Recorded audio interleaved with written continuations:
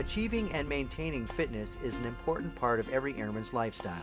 It is key to warrior readiness and can make the difference between success and failure in your normal Air Force work setting as well as on the battlefield. The Air Force Basic Military Training Physical Training, or PT program, is designed to instill fitness excellence as a lifestyle. The earlier you prepare physically for Air Force Basic Military Training, the easier you will find the program. Performing exercises with proper form is extremely important for preventing injury. Also, gradual increases in exercise frequency and intensity are equally important. Over or under exertion will not produce desired results, so don't do too much too fast. Challenge your body to the point of exertion, but not beyond it. Gentle tension is okay, but not pain. We wish you success in your commitment to improve your physical fitness and health, and ultimately to serve as an outstanding warrior airman in the world's greatest Air Force. Good luck!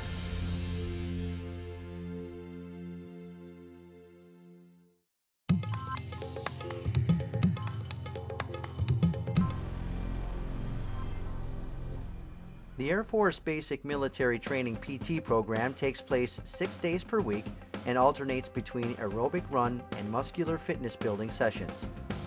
The aerobic run sessions last roughly 40 minutes each, 3 times a week, and include timed, self-paced, and interval run segments. During the 15-minute timed run portion, you'll be required to run quarter-mile laps in 2 minutes and 15 seconds each. During the self-paced segment, you'll run at your own pace for 10 minutes with the goal of running at an appropriate level of exertion.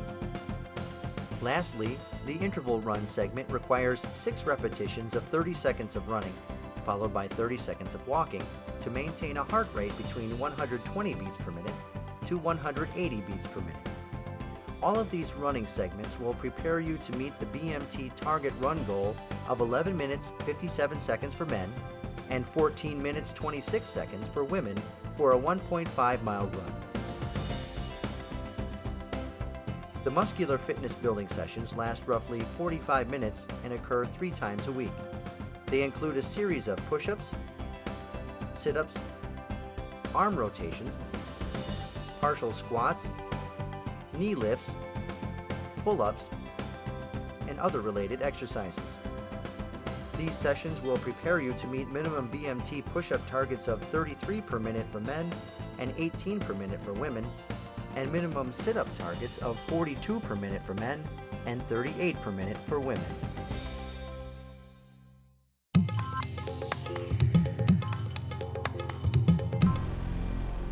You will have 1 minute to complete as many pull-ups as possible.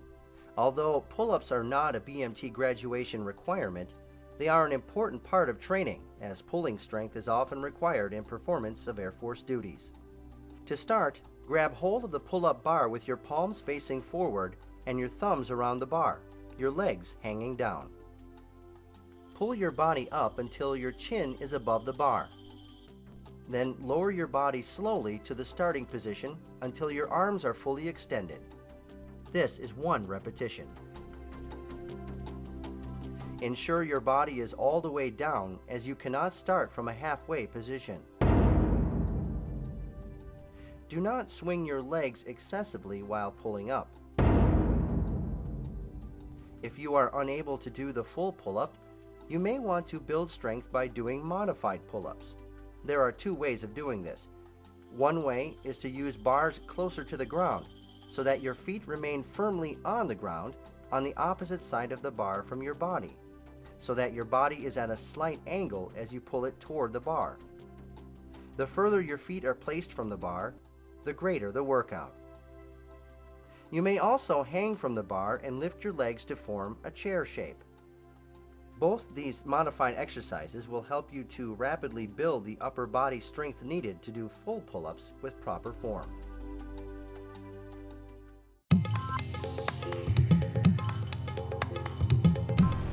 To perform a proper push-up, begin by placing your palms or fists on the ground with your fingers or knuckles pointing forward, hands slightly wider than shoulder width apart, with your elbows fully extended.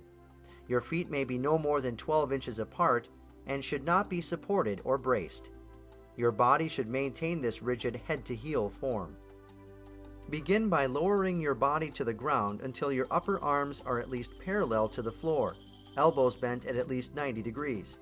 Your chest may touch, but not rest on or bounce off the floor. The push-up is completed by returning to the start position with your elbows fully extended, but not locked, as this could cause injury. This is 1 repetition.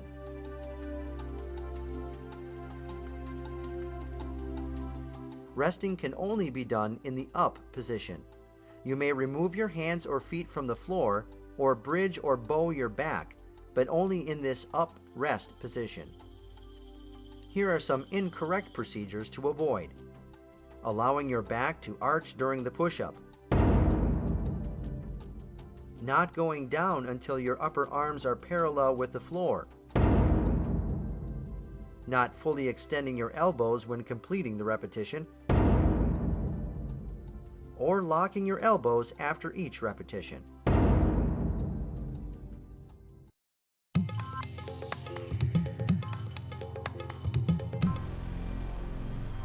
To perform a proper sit-up, begin by laying face up on the floor or mat. Your feet may extend off the mat, but your buttocks, shoulders, and head must not extend beyond the mat. Bend your knees at 90 degrees with your feet or heels in contact with the floor at all times. Cross your arms over your chest with your hands at your shoulders or resting on your upper chest.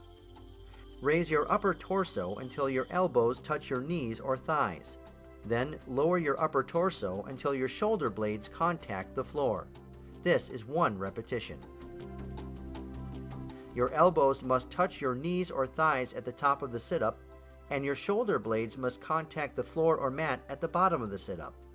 Your hands must stay in contact with your shoulders or upper chest at all times. You may have someone hold your feet with their hands or by putting their knees on your feet, but they may not anchor you by holding your calves. Additionally, they may not stand on your feet during the assessment, as they could lose their balance and step off, causing you to lose a repetition. You may use an anchored toe hold bar so long as your heels remain in contact with the ground at all times and the bar does not move. Here are some incorrect procedures to avoid. Elbows not touching your knees or thighs at the top of the sit-up. Shoulder blades not contacting the floor or mat at the bottom of the sit-up. Hands not staying in contact with the shoulders or upper chest at all times. Grabbing onto your shirt. This does not assist in performing the sit-up, and it makes it difficult to determine if your hands are in contact with your shoulders or upper chest. And lastly, lifting your buttocks off the floor.